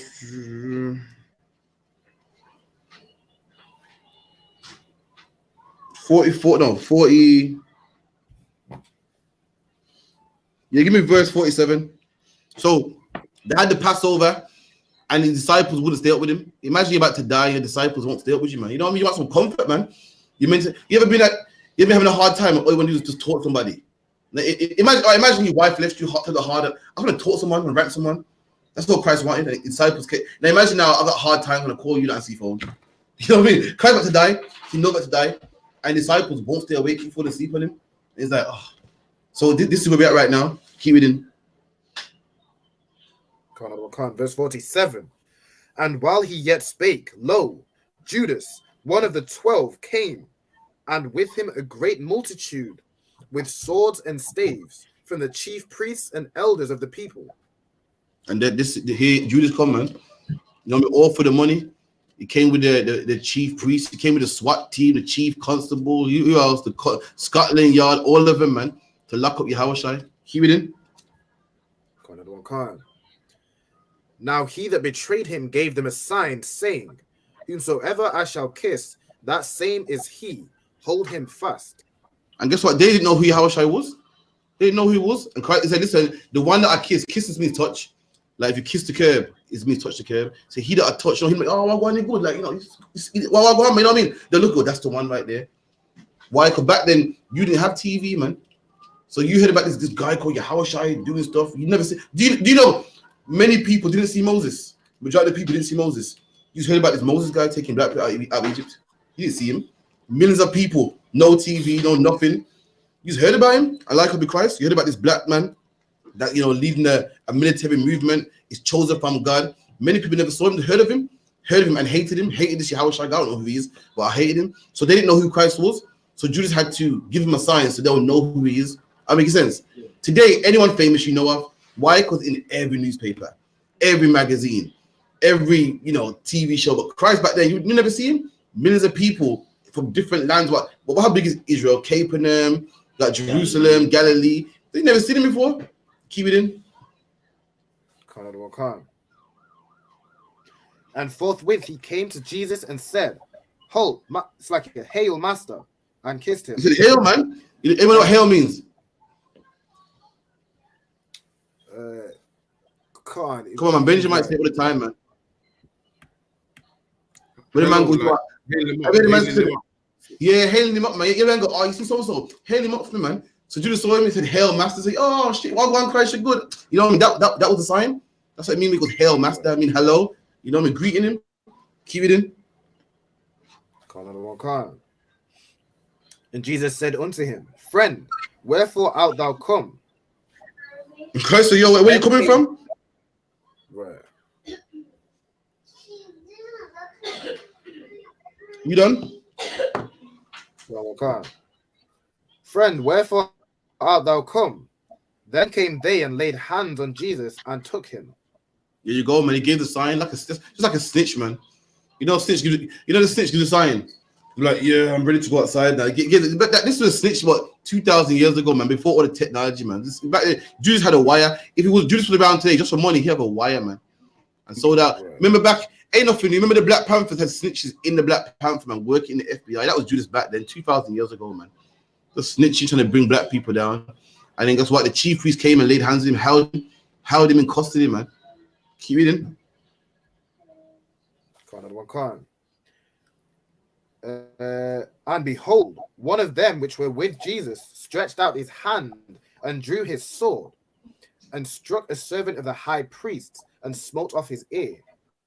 There you go, man. Listen, the men that rode with Christ went wimps, man. They had swords on them. This is Peter. Peter saw his master get taken, said, this not on my watch, and drew his sword, man, and cut a man's ear off. You know how trained you gotta be to cut a man's ear off. The precision, precise. They call it what's it called? A warning shot. Called a warning shot, man. They gave him a warning shot. Listen, move, or next time it's gonna be your head, man. That's what Peter. That's the men that roll with Yahawashi, man. People see I.S.U.P.K in the gun range and say, "Oh, that's the very not Christ-like." You don't read the Bible. You're a Christian, man. You sit down and bang a tambourine, man. We prepare for war in here, man. That's right. We are highly trained in here, man. You know what I mean? You're not gonna come and put hands on us in here, man. It's not gonna be. We don't pray. We don't pray that nothing happens to us, man. We train so nothing happens to us. We don't hope and pray to the clouds that I hope no one don't miss me on the street, man. We train so when they do, we can put them on their back, man. We can fall on them. We can go to ground, man. And Jesus' men was the exact same way. These are men that went to camp in all types of different lands, man. Where black people were, Galilee, Jerusalem, Samaria, whatever the case may be. And when they're out there, they was trained, man. Why? Because some man might be offended by what you're saying. And we don't pray that he don't get too offended and leave us alone. We train, so when he does, we can put him on his back. So luck, yeah. That's what I'm saying. You know, he touched one of us at camp. It's a wrap. So that's all I'm saying. That's all I'm saying, man. It's never happened yet. It's got pretty close. But the people that try to mess with us, they realize, yo, they're trained, man. I'm a liar, sir. I'm a lion. We've been speaking and everywhere, and the people that try to go, whoa, I thought these were some Christians, man. I thought the regular intimidation that I put on Christians that usually works. Oh, these are, you read the Bible, but whoa, they're different, man. People know that, man. They try, you know, what's that man that tried to wave his crutch around? Oh yeah. For anyone that got the UPK on TikTok, man, that guy was waving his crutch around, and this end, he went home with no crutches, man. He came with one crutch and left with no crutches. He had to hop home, man. We disarmed him. And he didn't see it coming. He thought we were regular Christians that would pray and say, please, sir. He thought we were Matt Hancock. He thought we were Matt Hancock with a cry. He thought we were saying, please. Anyone see the Matt Hancock thing? No. The shame, man. Matt Hancock getting harassed on the train. I felt so sorry for him. I was like, please, sir, you've been a bit aggressive, you know. I remember playing, man. I just forgot it here, man. It was awful, man. With the officer, he took the crutch that fast. He didn't even realize that he lost the crutch, so he was waving it. The officer, I don't want to say Dave, he disarmed him that fast. He put his hand back like the crutch was there, and the crutch wasn't there. He disarmed him that quick. There you go. The video, he didn't even realize it. The man forgot that he took the crutch so quick, he forgot the crutch was gone. Like, yo, where did that go, man? You get me? Let me see.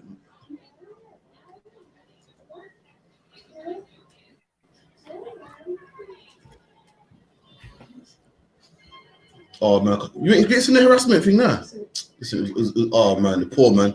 I thought, is that bad? I felt sorry for him. I don't care if my Hancock.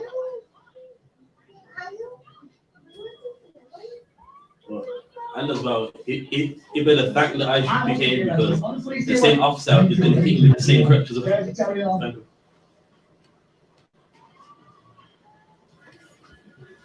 The man followed him here from the platform onto the train.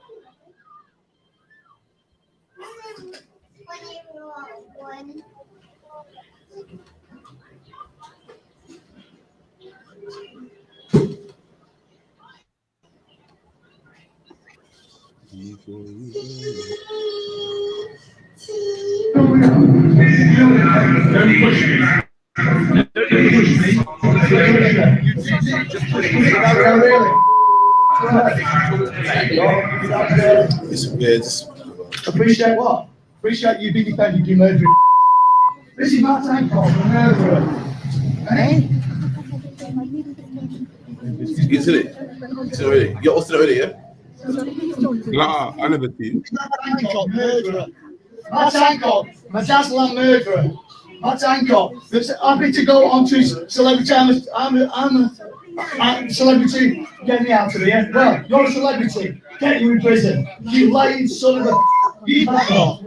You're a politician, big politician, big scalp. Sir, please don't do Hey, this. look at me, little sorry face. You lock down everybody in this country. You harass me. Harass me 15 times. All the game now, look. Sat down in your ass and car. Just shut your mouth for a second. Let's answer some questions. That's all you're doing. This aggression is approved. Hey?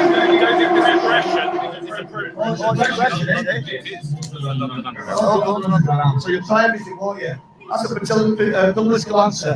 So Matt Hancock, now that we're sat to each other, now that the BBC, they've never... Salakia, sir. Go on. Salakia, so would the precept for that be if Satan's kingdom's divided, how can it stand or not? Break it down for me. Where you going with it? Like, you know, they're both white people, innit? So, No, I wouldn't say so. This is two white disagreement. Yeah, it's not on a large scale. Satan's kingdom being divided. It's kingdom. So I'm on about like like America. Once upon a time had the North versus the South, or religious. Two individual. If that makes sense. Right. But Matt Hancock, that's your leaders right there, man. Scared and petrified. We won't be having that, man. I'm not going to tell. Listen, I think you're a bit aggressive, Listen, it's going to get physical, man. We're trained that way. We don't pray and hope things happen to us. We're trained. Like that church, man, that got shot up in America. It's a shame, man. It's a shame. But in the UPK, we're trained to fight. If the white man did kill us, we would have went down fighting. We wouldn't be on our knees getting shot, man. It wouldn't happen that way. And we encourage all our men to be the same. That's why the Christian church is so demonic, man. They make out like a man that don't fight back is praised. Like, look at him. Look at that great discipline he got, man. Getting spat in the Martin Luther King to you. Christianity and Martin Luther King. Look at that, man. Black people getting spat on and don't react. Nah. In here, we react, man. It's a luck, yeah. You spit on one of us, man. You go into the hospital. That's what I'm saying. And the Muslims they know from Birmingham. They know from Speaker's Corner. You know what I mean? And they knew back in Christ's time too, man. Christ's men weren't to be played with. Christ's man pulled a sword out, man. The only reason why Christ ducked him because he was at the time, man. Christ said, no, allow it, man. You know what I mean? But the word trained men. Read that part again.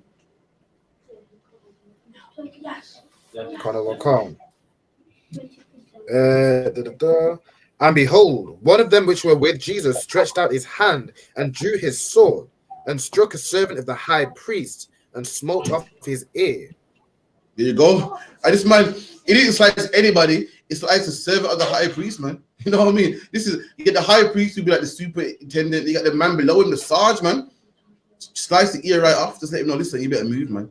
You don't want to kill a man, but you want to make him feel a bit of pain. You go, yo, you make him back up. That's what Peter did. And he was precise with it, man. You try to cut someone's ear off. Don't try it, mind you.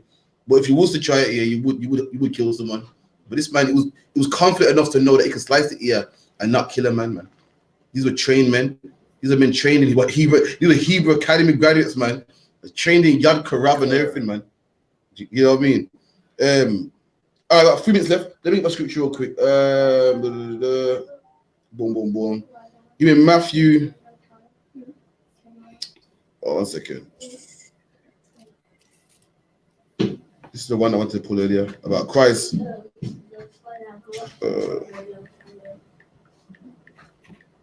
That Christ let him know before he went, man. That listen, I can shut this thing down now. Give me 26 and 53.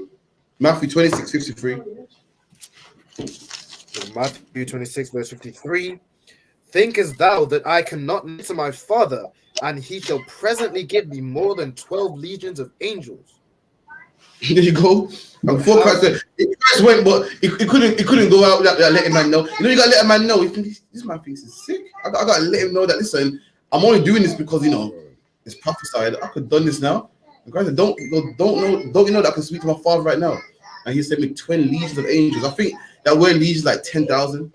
So 10,000 times 12 legions, right? You do the maths.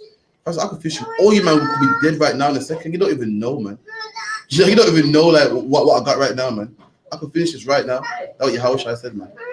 So just let these men that feel like they're all strong and they run the show say, listen, you don't run nothing, man. I can finish this right now. Well, that's the class anyway. Fawada, Tupac, Kayan, Officer Alban, your sisters, everyone logging online. Fawada, give one a hand. That's the class. I'm gonna hand it over with the announcement for peace and profit. Capital 10,000 Russia slot. You can see it. We'll give the teacher one courtesy salute. Men of Israel, Amadim. Men of Israel, Amadim Shabbat. Amadim, Barak, Yahweh Hashem Yahushai, Brakatom, Yad Yamatah, and Sir R, which means to attend. For the sisters, Amadim. I'm going to give the sisters one courtesy salute. Men of Israel, Amadim Shabbat, Amadim, Barak, Yahweh Shema, Yad Yamatah, and class dismissed. Shalom, guys.